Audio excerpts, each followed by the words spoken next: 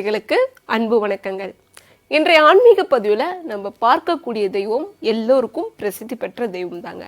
இந்த தெய்வத்தை பற்றி சொல்லணும் அப்படின்னாலே, நான் இந்த தெய்வத்தோட திருத்தலத்தை மிதித்தாலே போதுங்க, எனக்கு முக்தி கிடைச்சிடும், இல்லை இந்த அம்மாவனை தேடி போய் தரிசனம் செய்தாலே போதும், எனக்கு இருக்கப்பட்டக்கூடிய பிரச்சனைகள் எதுவாக இருந்தாலும் ஓடி போயிடும் அப்படின்னு நினைக்கக்கூடியவங்களும் இருக்காங்க.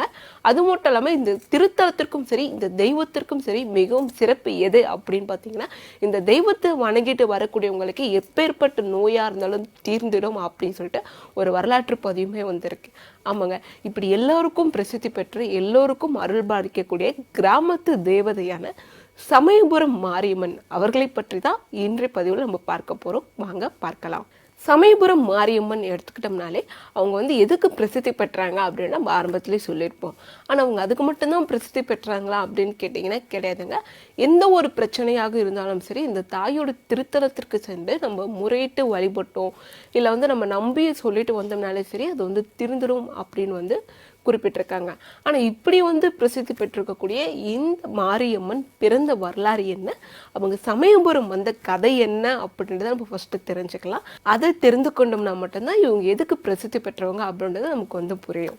என்னதான் மகாவிஷ்ணு பல அவதாரங்கள் எடுத்திருந்தாலும் அவருடைய அவதாரத்தில் மிகவும் போற்றப்படுறது கிருஷ்ணர் அவதாரம் தான் சொல்லுவாங்க. அப்படி கிருஷ்ணர் அவதாரம் பிறந்த கதையிலிருந்து தான் சமயபுரம் மாரியம்மனும் பிறக்கிறாங்க. அதாவது தேவகியின் மகளாக கிருஷ்ணனும் யசோதையின் மகளாக தான் நம்ம சமயபுரம் மாரியம்மனும் பிறக்கிறாங்க. இது ஒரு திருவிளையாடல் நடத்தி தான் நடக்கும். அந்த இரண்டு குழந்தைகளுமே சரி இறைவனோட அவர்களால் இடமாற்றம் பண்றாங்க. இதை தெரிந்து கொள்ளாத கம்சன் என்ன பண்ணனா, அதாவது கம்சன் யார் அப்படின்னா அவன் ஒரு அரக்கன் கூட நம்ம எடுத்துக்கலாம். அதாவது இந்த குழந்தைகளை இருக்கக்கூடாது, முக்கியமா பெண் குழந்தைகளை இருக்கக்கூடாது அப்படின்னு நினைக்கக்கூடியவர் தான் இந்த கம்சன். இந்த கம்சன் என்ன பண்றான்னா, யசோதைக்கு பெண் குழந்தை பிறந்ததை அறிந்து கொண்டு இந்த குழந்தை நம்ம எப்படியாவது கொண்டு விடணும்.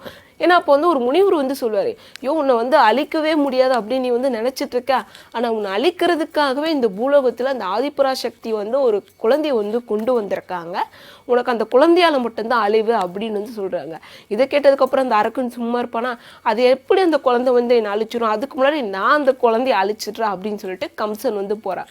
ஆனா இது என்னன்னா, இது இவங்க ரெண்டு பேரும் சரி இறைவனால அவதரிக்கப்பட்ட குழந்தைகள் அப்படின்றது அந்த கம்சனுக்கு தெரியாது.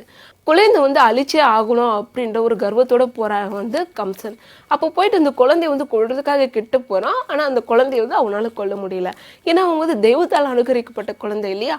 அப்போ கொல்ல வரும்பொழுது அப்போ இந்த தெய்வம் பார்த்துட்டு சும்மா இருப்பாங்களா, உடனே அவங்களுடைய அவதாரத்தை தோற்றுவிக்கிறாங்க. அதாவது எப்படி தோற்றுவிப்பாங்கன்னா, 8 கைகளும் தூக்குறாங்க. இந்த 8 கைகளிலும் சரி ஒரு காளி ரூபத்தில் முதல்ல காட்சி கொடுக்குறாங்க. காளி ரூபத்தில் காட்சி கொடுத்து அந்த கம்சனையும் அழிக்கிறாங்க. அதன் பின்புதான் அவங்களுக்கும் சரி கிருஷ்ணருக்கும் சரி நம்ம தெய்வத்தால் அனுகரிக்கப்பட்ட குழந்தைகள் அப்படின்னு சொல்லிட்டு இடமாட்டுறாங்க. இதுதாங்க சமயபுரம் மாரியம்மன் உருவான கதை. அது மட்டும் இல்லாமல் இவங்களுக்கு இன்னொரு தர வரலாறுமே இருக்கு. அது என்னன்றதையும் பார்த்துடலாம். திருச்சியில மிகவும் பிரசித்தி பெற்ற ஸ்ரீரங்கநாதத்தில் மிகவும் பிரசித்தி பெற்ற அரங்கநாதர் கோவில்ல இருந்து தான் முதல்ல மாரியம்மன் இருப்பாங்க. அந்த மாரியம்மன் அங்க இருக்கும் பொழுது பார்த்தீங்கன்னா அங்க இருக்கக்கூடிய பூதசாரிகள் எல்லாமே இவங்களை இடம் பேரணும்ப்பா, இந்த திருத்தலத்திலிருந்து அவங்கள வேறு திருத்தலத்திற்கு நம்ம கொண்டு செல்லணும் அப்படின்னு சொல்லிட்டு அங்க எல்லாமே பேசிட்டு வந்திருப்பாங்க. அப்ப இதை பேசிட்டு இருக்கும் பொழுது என்ன ஆகும்னா, அந்த மணி மண்டபம் சொல்லுவாங்க இல்லையா, அந்த மணி மண்டபம் சக்தி பீடம் அப்படி சொல்லக்கூடிய இடங்கள் எல்லாமே தீப்பிடித்து எரிய ஆரம்பிச்சிரும். அதாவது தெய்வத்தோட சிலையுமே பாத்தீங்கன்னா தீ பற்றிக்கொள்ளும். இதெல்லாம் பார்த்துட்டு இருந்து அங்க இருக்கக்கூடியவங்களுக்கு ஒண்ணுமே புரியாது. என்னடா இது திடீர்னு தீ எப்படி பற்றிக்கொள்ளுது, ஒருவேளை அம்பாள் கோபம் அடைந்துட்டாங்களோ அப்படின்னு சொல்லிட்டு எல்லாருமே யோசிக்க ஆரம்பிப்பாங்க.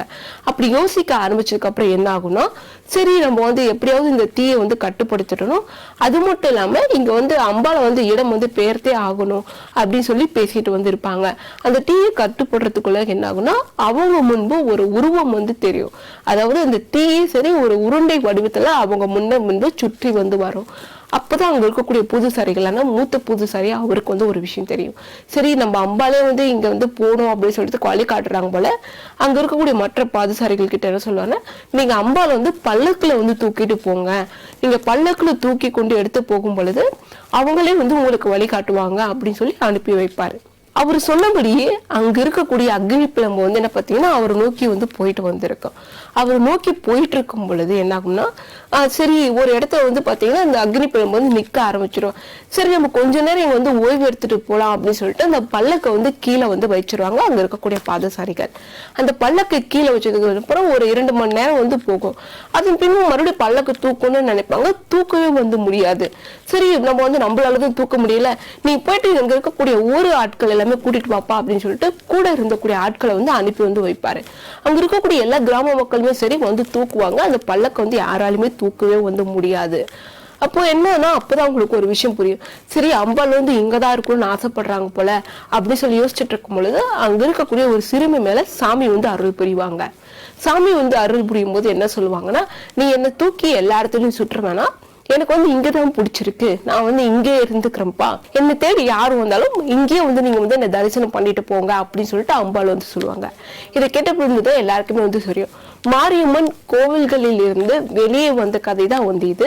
அப்படி அவங்க இருந்தாங்க இல்லையா, அதாவது பள்ளத்துல வந்து நான் இங்கதான் இருப்பேன் அப்படின்னு சொல்லிட்டு அவங்களுக்கு பிடிச்ச இடத்த அவங்களே வந்து தேர்வு செய்திருப்பாங்க. அந்த தேர்வு செய்த இடம் தான் வந்து சமயபுரம் சொல்லுவாங்க. மாரியம்மன் சமயபுரம் வந்ததுனால அந்த இடத்துக்கு சமயபுரம் மாரியம்மன் என்றதும் பெயர் கொண்டிருக்காங்க. இதுதாங்க சமயபுரம் மாரியம்மன் வந்த தல வரலாறு. இந்த தல வரலாறு பற்றி நம்ம வந்து பார்த்துட்டோம். அதன்படி ஆரம்பத்திலே சொன்ன ஒரு விஷயம் தான், இந்த திருத்தலத்திற்கு நம்ம சென்று வழிபட்டோம் அப்படின்னும் பொழுது எப்பேற்பட்ட தீராத நோயா இருந்தாலும் சரி தீர்த்து வைத்துடுவாங்க சொல்லுவாங்க. அது மட்டும் இல்லாம இங்கு தரக்கூடிய மண் பிரசாதம் சரி, அங்கு தரக்கூடிய குங்குமமும் சரி, அது நம்ம நெற்றியில இட்டுனும் சரி, நமக்கு ஏற்பட்டிருக்கக்கூடிய எந்த விதமான தலையெழுத்தாக இருந்தாலும் எந்த விதமான பிரச்சனையாக இருந்தாலும் அது முற்றிலுமாக விலகிடும் அப்படின்றது சொல்லியிருக்காங்க.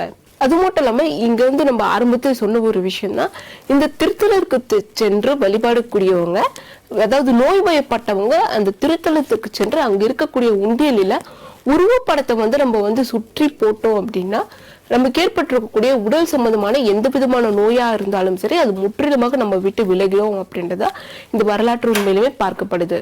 அதே மாதிரி ஆரம்பத்துல இன்னொரு விஷயம் சொல்லியிருப்பாங்க, என்னன்னா மாரியம்மன் வந்து எல்லா இடத்துலயுமே வந்து ஒரு அழகான தோற்றம் வந்து காட்சி கொடுப்பாங்க, இந்த இடத்துலயும் அப்படிதான் காட்சி கொடுப்பாங்க. ஆனா மற்ற திருத்தலத்தில் காட்சி கொடுப்பதை விட இந்த திருத்தலத்துல மட்டும் ஏன் அவங்க வந்து அவ்வளவு கோபமா வந்து காட்சி கொடுக்குறாங்க?